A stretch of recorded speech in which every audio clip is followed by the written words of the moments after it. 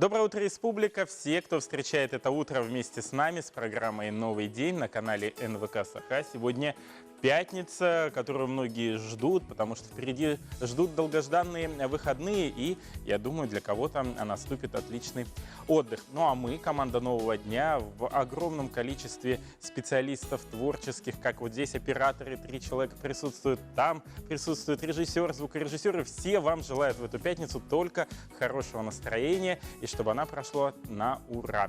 Но для этого нужна и хорошая погода. Будет ли она, узнаем из прогноза погоды.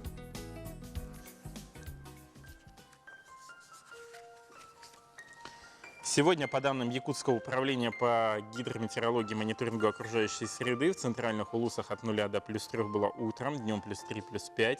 В Заречье +2, +4, днем +5, +9. На юге -2, -1 утром, днем +3 градуса. В Вилюйских улусах -6, +1, днем +6, +7. В Нижнеленских улусах 0, +2, днем +7 градусов. На западе республики -4, +2, днем +4, +9. В Колымо-Индигирских улусах -3, +4 было утром, днем +2, +8. В Янских улусах -3, -1, днем от 0 до +10. На северо-западе республики -1, 0, днем +3, +7. В Якутске в 6 утра температура воздуха составила +3 градуса. Атмосферное давление 749 мм ртутного столба. Ветер западный 4,9 метров в секунду будет сопровождать сегодняшний день, а днем ожидается температура воздуха на отметках +4, +6 градусов. Если копнуть немного в историю, то 20 сентября был отмечен следующими событиями. В 1862 году в Великом Новгороде открыт памятник тысячелетия России. Вы его все прекрасно помните, кто учился по учебнику истории 5 класса, он был как раз изображен на главной странице. Также в Санкт-Петербурге именно в этот день была основана первая в России консерватория. Этот день еще связан с определенным трагическим событием. В 2002 году сошел ледник Колка в Кармадонском ущелье в Северной Осетии. И в результате этого стихийного бедствия погиб известный актер, режиссер Сергей Бодров. Прошло уже много лет, но Сергея Бодрова до сих пор помнят, его творческие работы до сих пор находят отклик в сердцах зрителей. Давайте теперь поговорим о новостях, которые произошли в республике и в стране за последнее время, и узнаем это все от информационной службы нашего канала.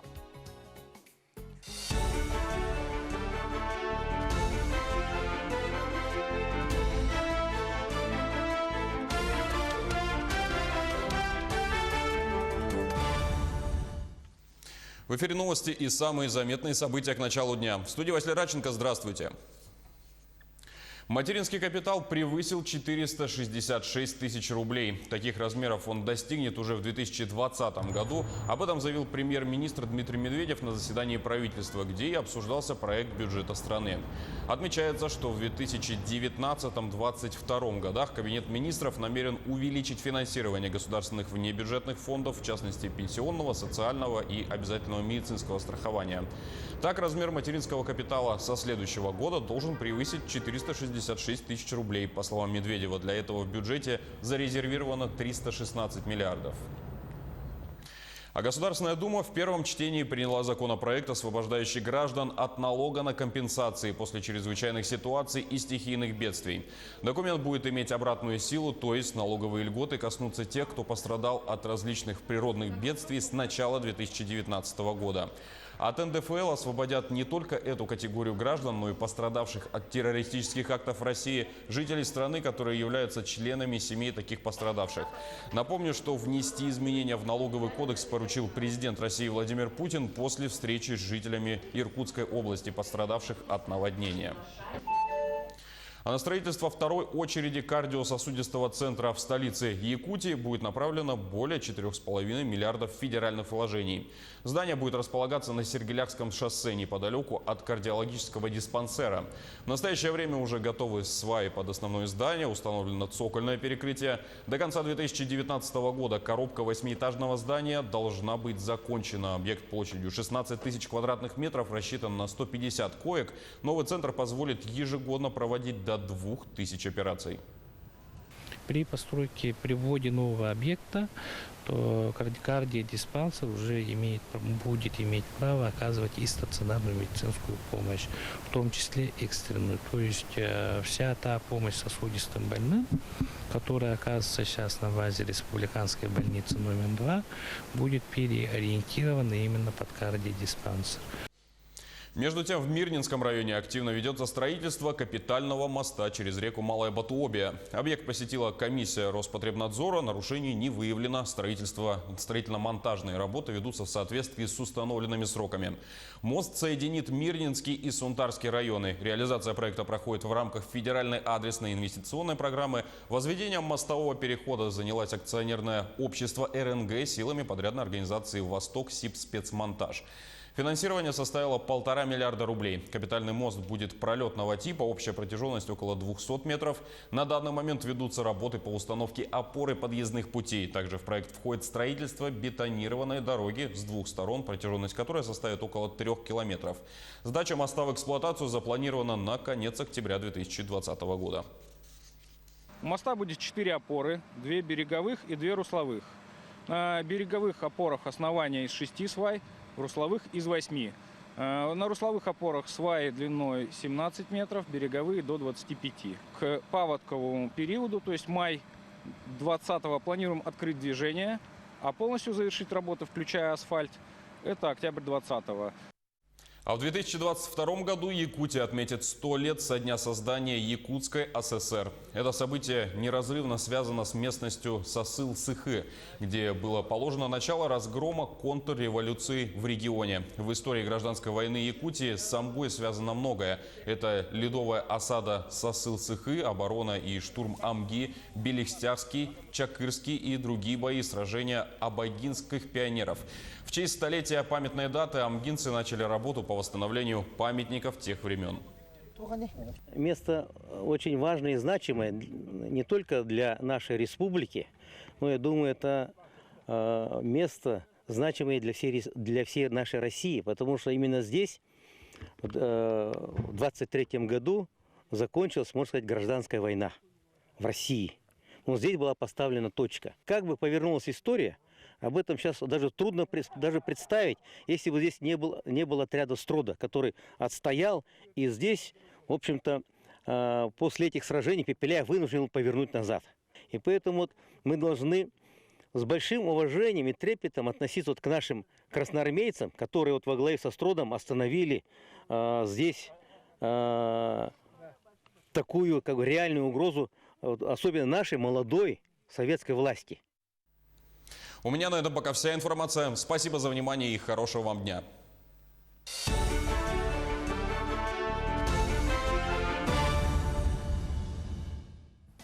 Спасибо информационной службе Якутия-24 и Василию за оперативные новости. Мы продолжаем. Наступила осень, и значит, мы видим за окном только пасмурную погоду, похолодание, дожди. Собственно говоря, и прогноз погоды об этом тоже сказал. И у многих в этот период наступает так называемая осенняя хандра. Впадают в депрессию, ничего не хочется, работать не хочется, гулять не хочется, хочется сидеть дома, укутаться в одеяло. Вот, допустим, нам это противопоказано, ведущим «Нового дня». Мы всегда должны быть веселые, бодрые и дарить вам только хорошие новости. Мы, надеюсь, с этим справляемся. А как справиться вам с осенней хандрой, узнаем от совета врача. Как уберечь себя от простуды в холодную осеннюю погоду? В первую очередь необходимо одеваться по погоде, а если вы уже промокли, то стоит максимально быстро высохнуть и по возможности принять горячий душ и переодеться во что-то сухое. Также врачи говорят, что вирусы и бактерии, которые есть в организме у каждого человека, активизируются из-за стресса или переохлаждения. Поэтому специалисты советуют закаляться и заниматься физкультурой. Что касается профилактики гриппа, то основной способ – это ежегодная вакцинация. Она начинается с сентября и защищает организм наш на целый год. Ближе к зиме наш организм начинает тянуться к тяжелой пище, богатой жирами и углеводами. Но ни в коем случае не следует забывать о фруктах и овощах. Также обязательно должны присутствовать в нашем рационе рыба и морепродукты. Они богаты ненасыщенными жирными кислотами, которые необходимы для мозга, хорошего зрения, здоровья волос и кожи. Одним из источников омега-3 являются богатые противовоспалительными и антиоксидантными соединениями, а также каротиноидами, витаминами и незаменимыми аминокислотами водоросли. Фактически, поедая водоросли, рыба и становится мощным источником омега-3. Первые исследования, касающиеся пользы водорослей, показали, что они могут быть такими же эффективными, как лосось или традиционные добавки с рыбьим жиром. Специалисты не исключают, что в ближайшем будущем они будут активно использоваться в еде и напитках. Вот такие полезные советы, а мы продолжаем наш эфир. Хочется напомнить телефон на нашей студии для ваших WhatsApp-сообщений. Это 8 914 279 22 62. Можете отправлять свои приветы, поздравления, делиться какими-то новостями. Если они достаточно интересны, то, конечно же, мы их зачитаем в прямом эфире. Ну а пока мы поговорим с гостем нашей студии. Это Альберт Иванович Трофимов. Он будет главным судьей Кросса нации 2019. И, кроме этого, у него основная работа — это директор городской ДЮСШ номер 5. Доброе утро, Альберт. 4. Доброе утро. Доброе утро. Альберт Иванович, хочется поздравить с началом Кросса нации. Открывается новый сезон, беговой уже осенний. Где он пройдет и в какие сроки?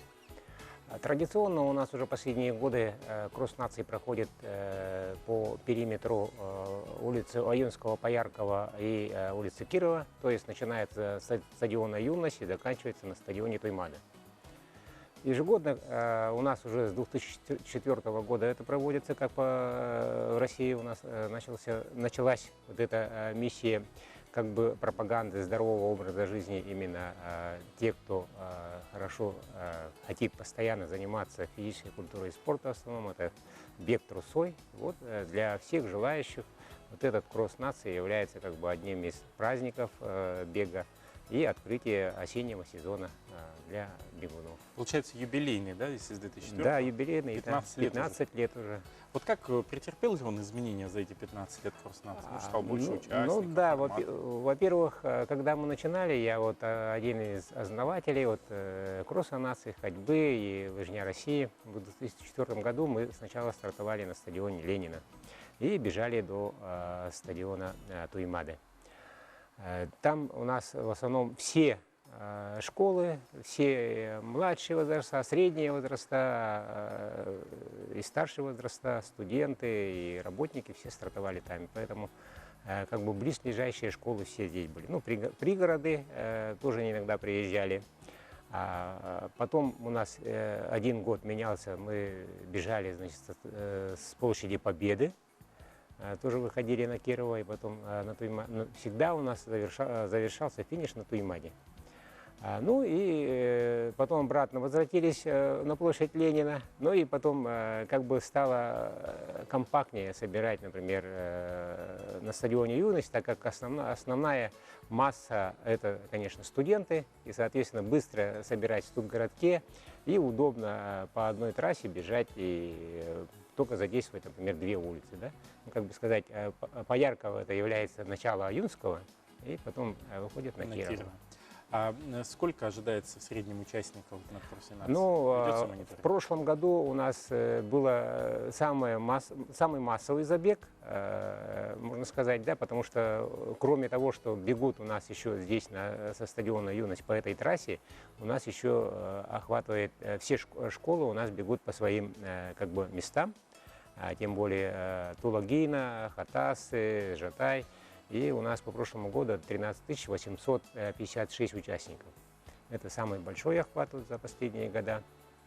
Но когда мы начинали, у нас мы где-то 4,5-5 тысяч начинали, да, и люди потом, в то время, это после перестройки, можно сказать, да, только-только начинали как бы входить в раж, то есть не все занимались, например, физической культурой и спортом. А потом вот как бы после того, как начали проводить вот эти игры «Дети Азии», например, да, возобновилось также, например, проведение спортивных игр «Манчары». Ну и, конечно же, построили сооружения, например, вот, тоже стадион «Юность» преобразился, да, а также, например, в школах появились спортивные площадки, а также, например, такие спортивные сооружения, как «Триумф», например, да, «Манеж» заново, например, хорошо оборудован. Ну и, конечно же, вот последние года, например, «Дохсун» появился, например, да, Челбон, например, да, вот такие большие сооружения дают человеку как бы уже выбор. Раньше, например, вот, когда мы были в Амге, там глава вот, на 7 спортивных играх, он сказал, раньше в Амге, например, да, был один стадион и детская спортивная школа. И все там толпились, в очередь стояли. А сейчас у нас, говорит, уже 5 объектов построено. И люди задумаются, куда мне идти, например, да.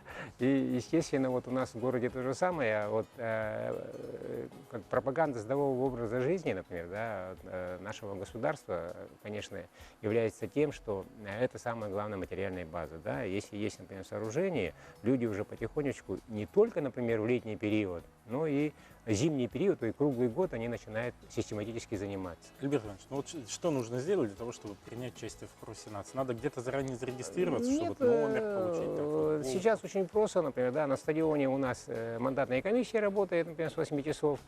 Пришел, зарегистрировался, там у нас, например, программа висит, и по этой программе, пожалуйста, по своему возрасту можно бежать. А вот какая программа? То есть от стадиона «Юность» бег будет совершаться в сторону стадиона Туймады, а как-то будут делиться отдельно студенты, там отдельно лица ну, старше? у нас, ввиду того, что, например, школы учащиеся проводят, например, на своих местах, мы здесь задействовали, например, в основном только старшие группы, 9 и 10 классы, 2002-2004 год. И, значит, у нас взрослые это с 2001 года и старше. Ну и впереди у нас будут стартовать это, ну, по программе, если взять, например, да, точности, например, у нас в 12 часов будет открытие, 12:20 у нас бегут спортсмены-лыжники на лыжероллерах. Это уже у нас традиционно, уже лет 10 уже проходит.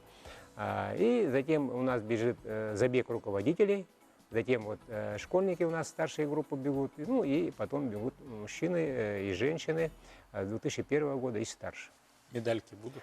Ну, у нас, да, по традиции сейчас уже в последнее время у нас награждают только первых 3 победителей. Раньше у нас до 6 было. Ну, как бы, ну, это связано, это руководство, конечно, отвечает. Мы, как судьи, например, только отвечаем за нашу правильность проведения соревнований, например, да, как оно должно быть по правилам. Давайте напомним, когда пройдет кросс наций. Кросс наций у нас проходит 21 сентября. И еще раз мы хотели бы вот пожелать всем учащимся, всем участникам, всем жителям нашей республики. Не только у нас будет проходить, по всем регионам будет муниципальным образованием, городах будет проходить, в селах будет проходить. Поэтому хотелось бы активно участвовать в наших мероприятиях. Спасибо, Альберт Иванович. Хочется напомнить, что у нас в студии был Альберт Иванович Трофимов, главный судья кросса наций, директор ДЮСШ номер 4 города Якутска. И удачи на кроссе наций. Надеюсь, с каждым годом у нас количество будет увеличиваться. Желаю удачи. Встречаемся на стадионе «Юность». А мы продолжаем. Вот уже 15 лет сайт усыновите.ру помогает детям, которые остались без попечения родителей, обрести новый дом. Ну и понятно, что опекуны и приемные родители, которые хотят помочь этим детям, могут ознакомиться заранее с потенциальным будущим членом их семьи. У нас работает активный международный фонд «Дети Саха-Азия», который совместно с телеканалом НВК Саха продолжает рубрику «Пусть мама придет». И мы знакомим вас, дорогие телезрители, с детьми, которым нужна, возможно, ваша помощь. Здравствуйте, меня зовут Вова, мне 8 лет, я хорошо учусь. Мой любимый предмет – математика, русский. И я хорошо учусь, и я люблю рисовать. Вова, Что? лето как провел? Хорошо. Где ты был летом? Летом в парке. В парке? Ты Да. катался на колесе обозрения? Нет. Нет еще? А на море ездил? Да, купались. Ну как тебе море? Хорошо. А ты умеешь плавать? Да. Вова, а ты видел дельфина? Когда в Сочи были, да, видел. Вова, а что ты сейчас рисуешь? Не знаю, что получится. У тебя там солнышко, я вижу, да? Ну-ка рисуй-ка, давай посмотрим. Дачу нарисую. Вот. Дачу? Давай, рисуй дачу.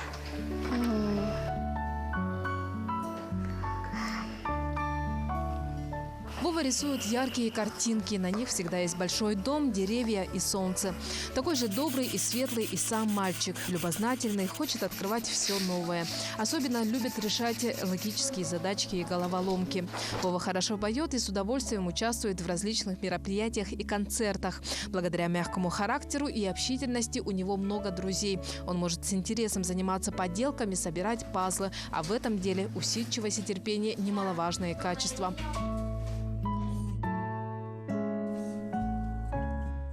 И в то же время Вова очень шустрый и подвижный ребенок. Как и все мальчишки, он любит футбол и охотно играет со сверстниками. Вова всегда выполняет просьбы воспитателей и предлагает свою помощь.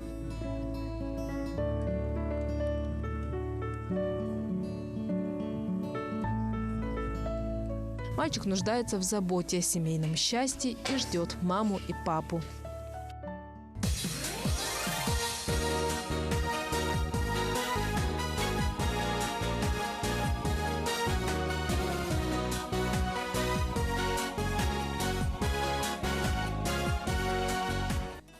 Доброе утро. Мы продолжаем наш эфир. И у нас в студии гость Александр Степанович Кондаков, директор Центрального агентства недвижимости. И поговорим мы с ним о том, как вообще в целом развивается рынок недвижимости, какие мероприятия планируется провести в ближайшее время и где якутянам можно подобрать себе жилье как на первичном, на вторичном рынке. Доброе утро, Александр. Начнем с того, чем занимается непосредственно ваша компания.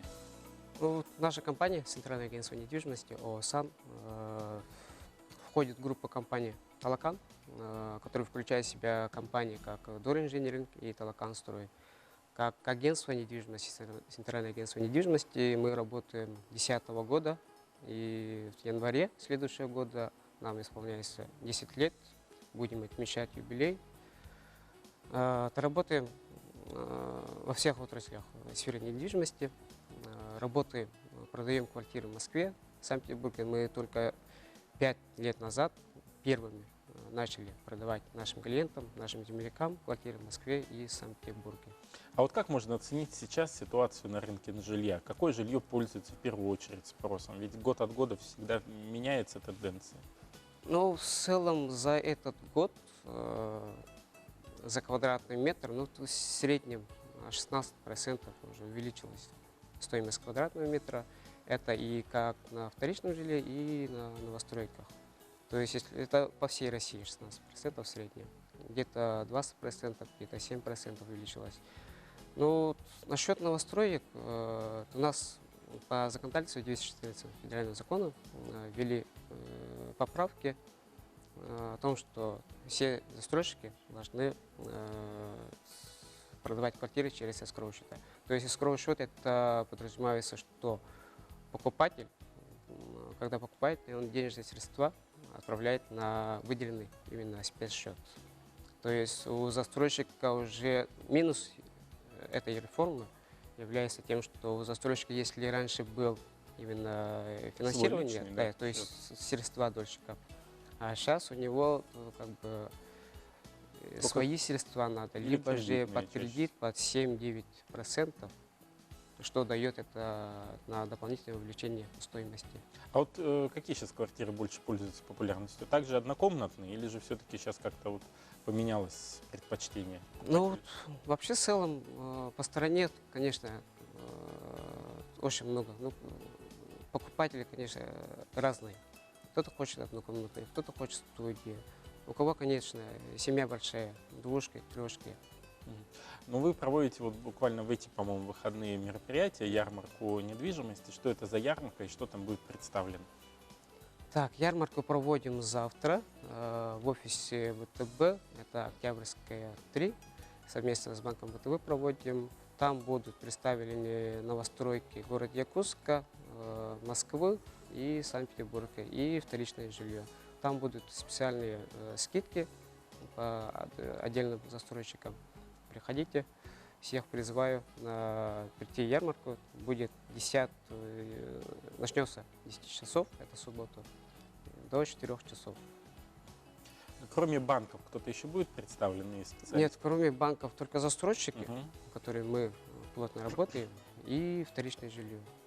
Вот по поводу вторичного жилья, да, вот сейчас как спрос на вторичное жилье? Что больше будет пользоваться популярностью? Все-таки новостройки или вы бы порекомендовали вторичное жилье покупать? Ну вот выбор клиента. Мы работаем именно, чтобы получить качественное жилье. Это первое правило и клиента, и нас. Мгм. Вот выбрать именно качественное жилье. А вот, допустим, я хочу приобрести квартиру за пределами региона, но у меня нет возможности туда выехать. Вот каким образом осуществляется вот это взаимодействие, чтобы я мог хотя бы хоть как-то ощутить ту жилплощадь, которую хочу приобрести, ну, например, там, в Москве? Допустим, в Москве покупать квартиры очень выгодно и удобно.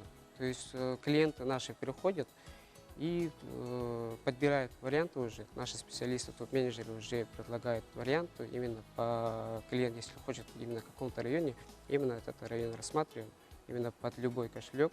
То есть не выезжая из Якутии, с нашего региона,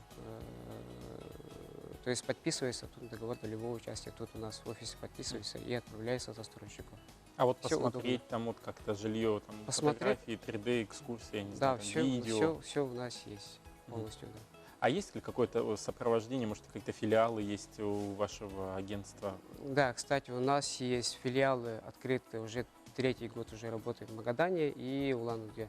Там же в Магаданской области и жителям Республики Бурятия мы предлагаем именно квартиры в наших столицах в Москве и Санкт-Петербурге. Мгм. А вот по Якутску, какие сейчас застройщики активно работают, какое жилье можно приобрести? Так, активно работают. Ну, конечно, это крупные компании. Но вот сейчас очень много в соцсетях общения идет о том, что ряд крупных застройщиков столкнулись с некоторыми проблемами. Но я не думаю, что у всех сейчас проблемы. Именно сейчас законодательство, именно поправки. В данное время ни один застройщик у нас в Якутии не работает пока эскроу счет. То есть все по старому закону работаем. Да. Это где-то с ноября, с декабря месяца будут уже работать по эскроу счета. А ваше агентство оказывает услуги полностью сопровождения, так называемой покупки под ключ? То есть я прихожу, выбираю квартиру, и далее сопровождение оформления документов, подача в банк ипотечных документов для оформления, подача в Росреестр. Через вас можно это как-то сделать? Да, конечно, все полностью. Мы работаем с момента поступления звонка, заявки, прихода в офис полностью до получения ключей. То есть, если в Москве мы продали за эти 5 лет более 800 квартир, у нас ни одна квартира не продана нашим покупателям, именно не достроях. То есть уже более 400 покупателей, наши земляки, уже получили ключи, уже живут. А сколько в среднем стоимость квартир в Москве? Вот каких цифр? Или стоимость квадратного метра? Вот самые дешевые? Понятия стоимости за квадратный метр нету там в среднем. То есть можно и в северном округе, и в западном, в любом районе можно подобрать под любой Ну, кошелек. вот начинается вот откуда? От 3 миллионов, 5-10? Ну, однокомнатные стоят, от 3 миллионов стоят. Давайте напомним, где будет ярмарка недвижимости, чтобы могли подойти зрители. Так. Ярмарка, повторяю, будет завтра в офисе ВТБ. Это Центральное агентство недвижимости. Наша компания проводит совместно с банком ВТБ ярмарку недвижимости. Называется ярмарка недвижимости 3 столиц. Там будет представлены застройщики, вторичное жилье города Якутска и новостройки Москвы и Санкт-Петербурга. Спасибо. Я напомню, что у нас сегодня в гостях был Александр Кондаков, директор Центрального агентства недвижимости. Ну а пока прервемся на рекламу.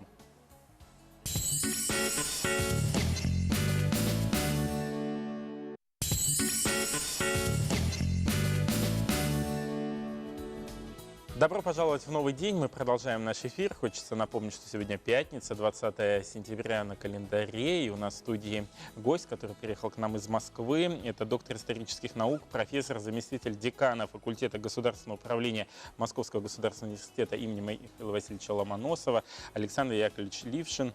Доброе утро. И поговорим мы сегодня о том семинаре, который проводится на территории республики для субъектов Дальнего Востока. Посвящен достаточно сложной, но в то же самое время интересным вопросам национальной политики и реализации ее в субъектах.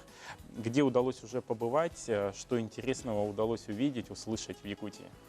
Доброе утро. На самом деле семинар реализуется уже второй год.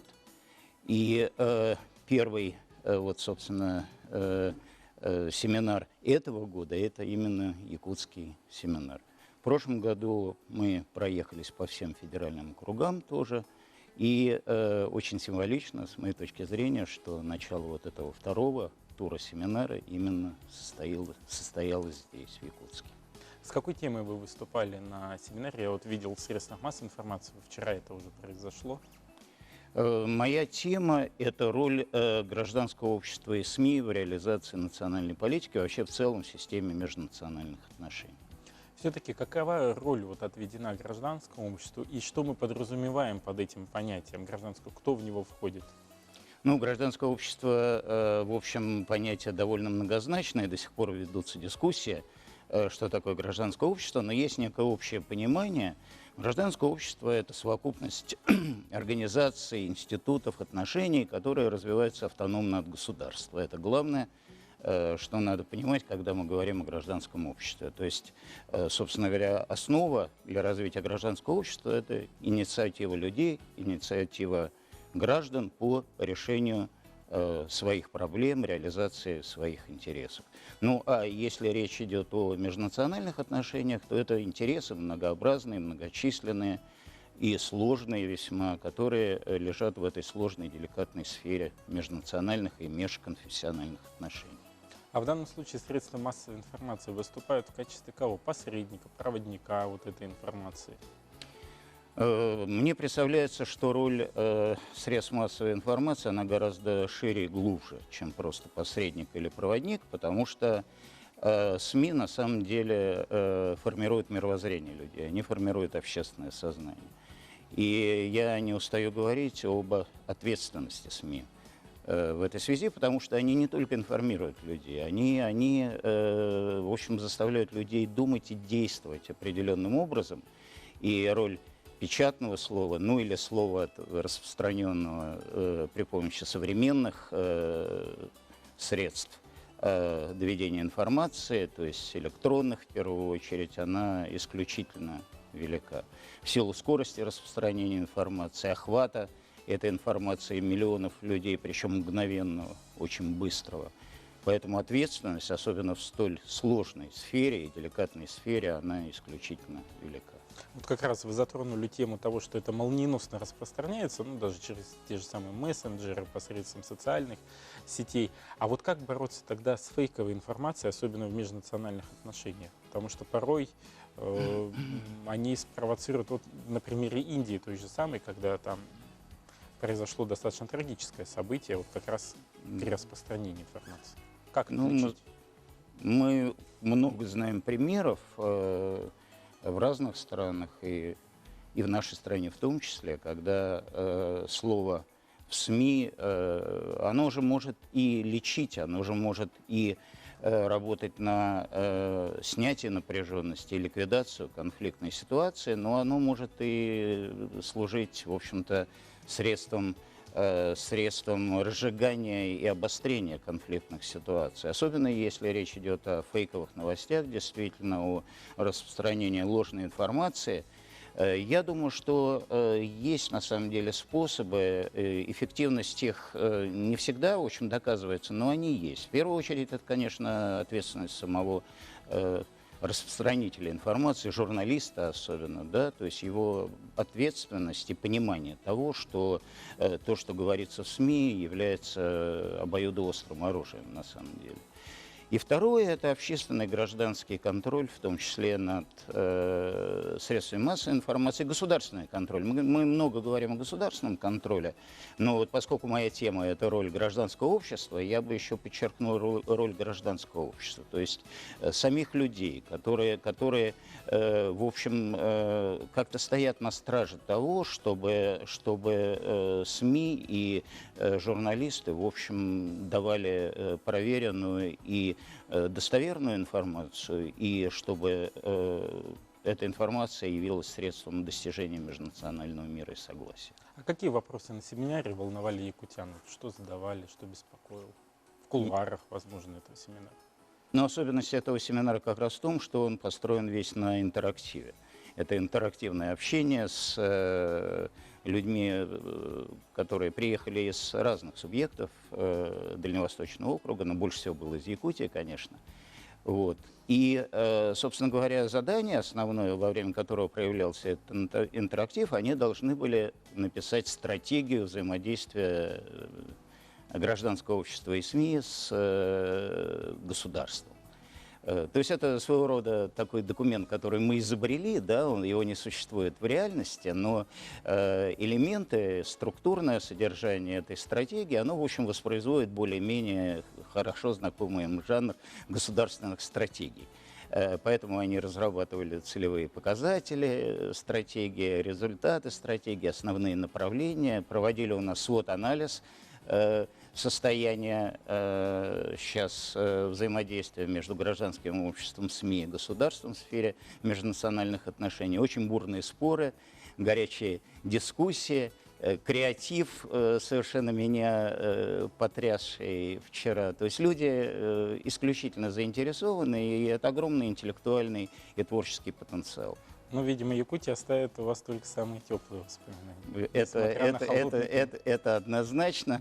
Мы буквально восхищены людьми, мы восхищены республикой, природой. Но люди — это главное, конечно. Спасибо большое. Я напомню, что у нас в студии был Александр Яковлевич Лившин, доктор исторических наук, профессор, заместитель декана факультета государственного управления Московского госуниверситета имени Ломоносова. И говорили мы с ним о реализации национальной политики и роли гражданского общества и средств массовой информации в этом щепетильном, но интересном вопросе. Спасибо большое. Сейчас прервемся на короткую паузу и далее продолжим.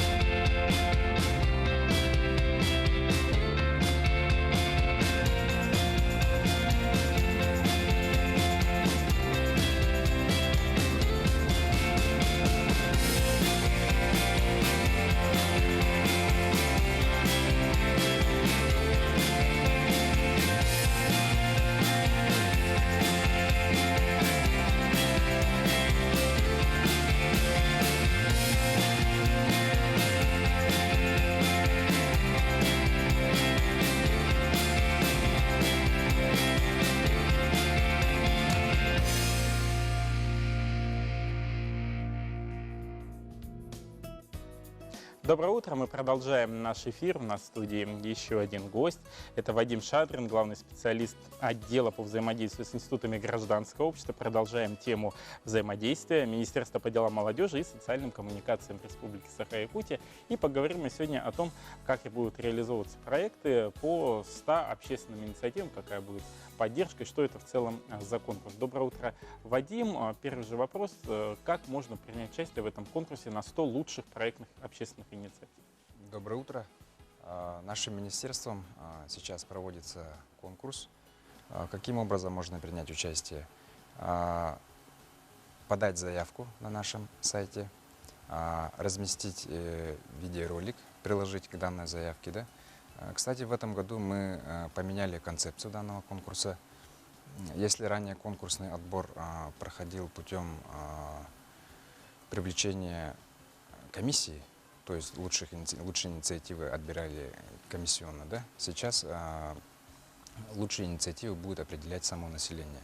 На сайте ekt.ru заявки мы принимаем до 1 октября этого года, и с октября месяца начнется онлайн-голосование.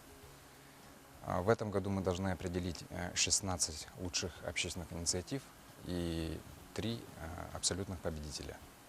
Также в этом году мы привлекаем спонсоров, то есть будут очень такие хорошие ценные призы. Поэтому приглашаем всех наших общественников, индивидуальных предпринимателей, частные коммерческие организации и муниципальное образование принять участие в данном конкурсе. А почему приурочен этот конкурс? Данный конкурс приурочен к столетию образования Якутской АССР. Мы все знаем, что в 2022 году будем отмечать юбилей. И данный конкурс проводится с 2016 года.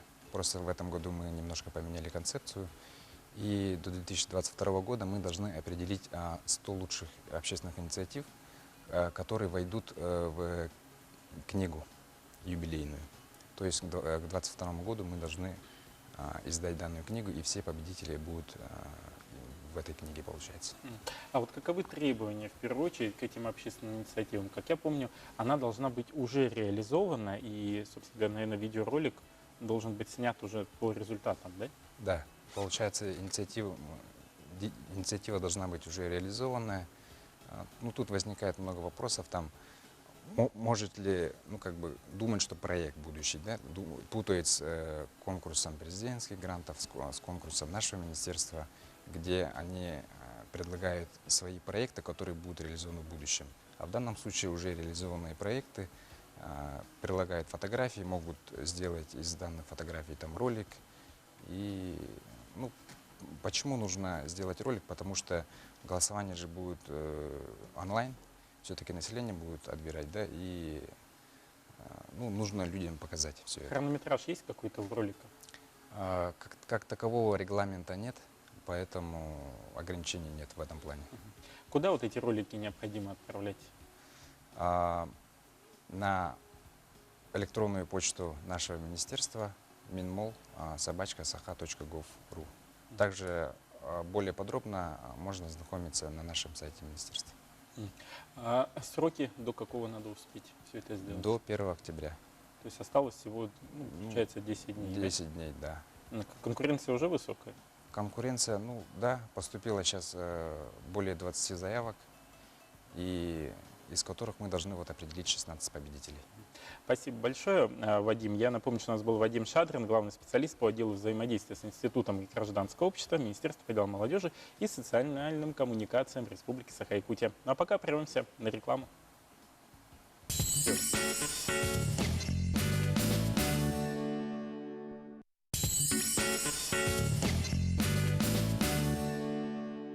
Доброе утро, мы продолжаем эфир нового дня. Сегодня пятница. Давайте узнаем, какова погода будет в республике в этот день. Сегодня, по данным синоптикам, в центральных улусах температура воздуха утром была от 0 до +3, днем +3, +5, Заречье +2, +4, днем +5, +9. На юге республики -2, -1, днем +3 градуса. В Вилюйских улусах -6, +1 утром, днем +6, +7. На Нижнеленских улусах от 0 до +2, днем +7 градусов. На западе республики -4, +2, днем +4, +9. В Калымын-Дигирских улусах -3, +4, днем +2, +8. В Янских улусах -3, -1. Утром, днем 0, +10. На северо-западе -1, 0, днем +3, +7. В Якутске в 6 утра температура воздуха +3 градуса. Атмосферное давление 749 миллиметров ртутного столба. Ветер западный 4,9 метров в секунду. Днем ожидается +4, +6 градусов. А мы запускаем новую рубрику, она называется «Муза и музеи», где будем знакомиться с искусством поближе. И вашему вниманию представляем первый выпуск рубрики, где вас с произведениями искусства познакомит эксперт Национального художественного музея Ольга Фролова. Национальный художественный музей открывает в новом сезоне выставку, посвященную самому древнейшему жанру изобразительного искусства – анималистике. И представляет его мотивы, знаки, символы в графике, в живописи, в фарфоре и в скульптуре. Но сегодня мы хотим обратить свой взгляд на произведение якутского, русского скульптора Прокопия Ивановича Добрынина, который создал удивительную серию, очень праздничную серию фольклорных работ. Это сказки. Вот мы можем посмотреть «Иван-царевич на сером волке», «Красная шапочка и серый волк», «Жар-птица». Он работал в своей такой излюбленной технике, как майолика. Это обжиг глины, покрытый глазурью. И все его произведения, они пленяют красотой, они манят. Удивительный, даровитый художник, скульптор, который вот в этой технике он показывает всю декоративность, всю красоту этой техники. И предстает перед нами очень ярким, даже недюжинным колористом. Вообще эта выставка, анималистика, она, конечно, будет более, наверное, близка детям, поэтому мы приглашаем всех учащихся, детей на эту выставку с родителями. Мы создали такую творческую мастерскую, в которой каждый ребенок, каждый взрослый может ощутить себя тем же скульптором, тем же художником, создать свое произведение.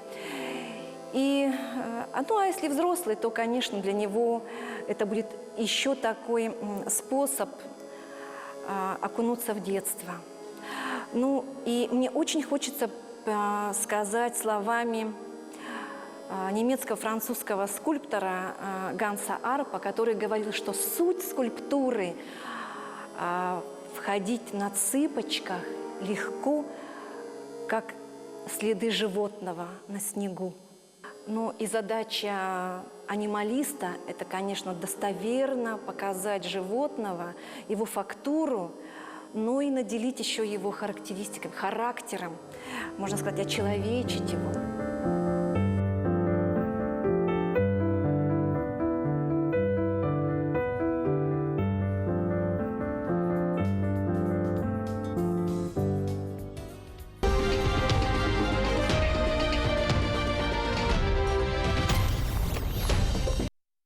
Доброе утро. Мы продолжаем нашу рубрику, когда рассказываем о реализации национальных проектов на территории Якутии. У нас сегодня тема важная. Это вопросы здравоохранения и вопросы оказания медицинской помощи людям старшего поколения. И у нас в студии гости. Это Капиталина Никитична Потапова, заместитель главного врача Республиканской клинической больницы номер 3. Доброе утро. И Светлана Васильевна Обутова, заведующая гериатрическим центром этой же больницы. Доброе утро. Доброе утро. Капиталина Никитична, наверное, первый вопрос к вам. Каким образом республика участвует в реализации нацпроекта и каким образом оказывается медицинская помощь старшему поколению? В 2019 году Министерством здравоохранения начата реализация мероприятий по федеральному проекту, который называется «Программа системной поддержки и повышения качества жизни граждан старшего поколения». Коротко она называется «Старшее поколение», мы его так и называем, проект «Старшее поколение».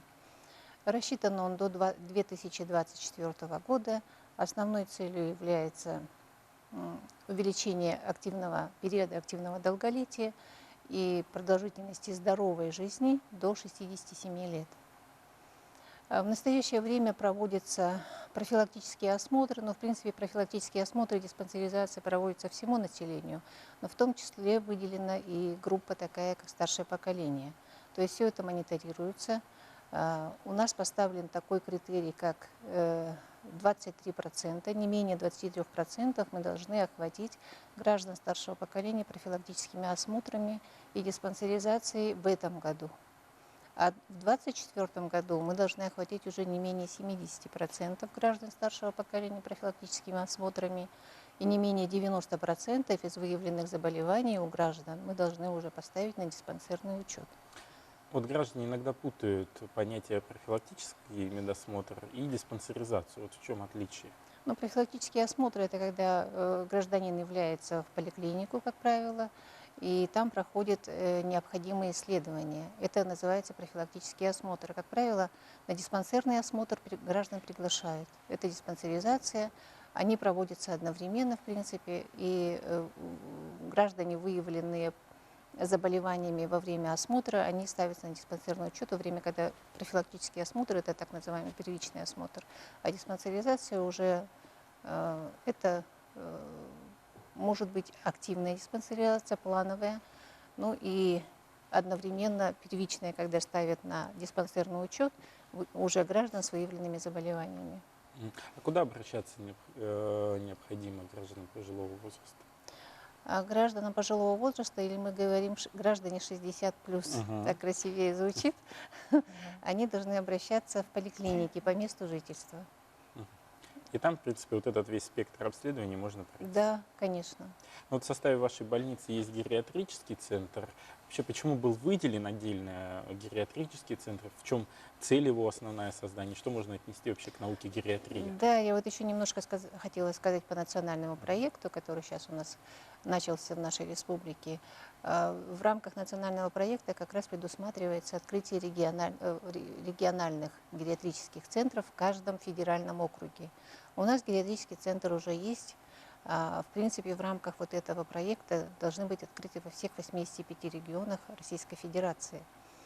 Кроме этого, у нас проводится сейчас вакцинация, идет активно от пневмококковой инфекции для граждан тоже старшего возраста, преимущественно проживающих в социальных домах-интернатах. Это профилактика таких заболеваний, серьезных заболеваний, таких как пневмония, это очень серьезное осложнение, сепсис, даже острый средний отит, тоже достаточно серьезное заболевание, менингит. Вот эта профилактика проводится пневмококковой вакциной, она закуплена на федеральные средства, 9 миллионов 347 тысяч 700 рублей было выделено на закупку. Главным эпидемиологом проведены были организационные аукционные мероприятия, главный эпидемиолог Минздрава. Закуплены вакцины, и сейчас уже активно идет вакцинация граждан старшего поколения. А кроме этого, у нас еще в настоящий момент проводятся мероприятия подготовительные к 2020 году, потому что с 2020 года у нас начинаются такие серьезные мероприятия, как система долговременного ухода, а еще скрининг дополнительных заболеваний неинфекционных.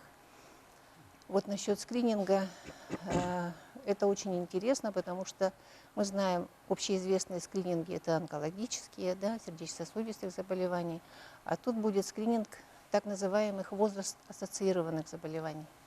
Руслана Васильевна, продолжая тему, да, вот гериатрических центров, для чего он был создан и как он сейчас работает?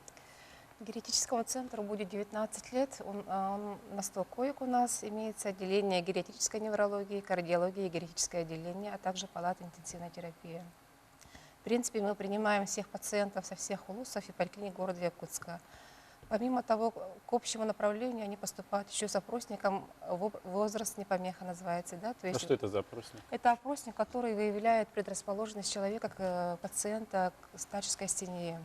Старческая астения – это генетический синдром, который как раз и выявляет нарушение функционального статуса, физического статуса наших пациентов, которые приводят, к сожалению, к немощности и к летальным исходам. А вот для чего был вообще создан гериатрия? Почему выделили гериатрию как отдельную науку?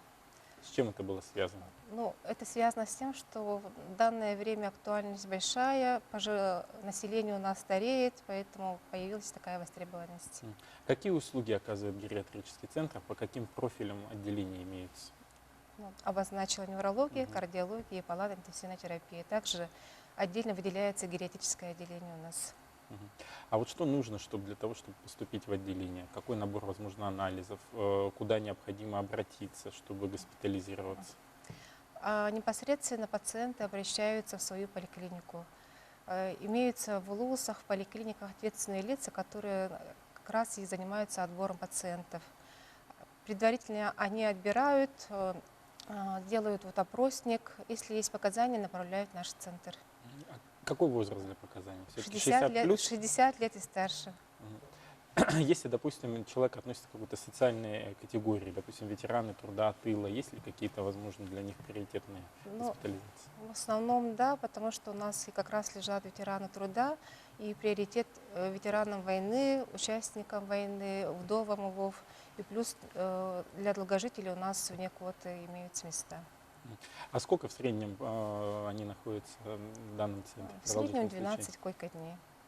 И за это время проходит полностью обследование? Полностью обследование, комплексную гериатрическую оценку. Вот что это, кстати, за комплексная гериатрическая оценка? Комплексная гериатрическая оценка, вот как раз хотелось бы заметить, что нашими гериатрами под руководством Ольги Викторовны Татариновой, Коломанды Константины Сазоновой создана такая программа, которая как раз определяет нарушение функционального статуса, физического статуса пациентов. Определяются такие домены, как физический домен, социальный домен, когнитивный, эмоциональный статус. И в конце, помимо той общей выписки, наши пациенты еще получают выписку по КГО. То есть имеются там полные рекомендации по дальнейшему ведению и тактике лечения. Я так понимаю, что это уникальная разработка для Якутска? Это уникальная разработка. в данное время проходит патентирование. Программа называется «Чебдики». Спасибо большое, что подошли к нам в студию. Я хочу напомнить, что у нас был в гостях Капиталина Никитична Потапова, заместитель главного врача Республиканской клинической больницы номер 3, и Светлана Васильевна Обутова, заведующая гериатрическим центром этой же больницы. Хочется пожелать всем в первую очередь здоровья, особенно людям пожилого возраста и 60+, а всем пожелать хороших, отличных выходных и настроения. Всем пока-пока.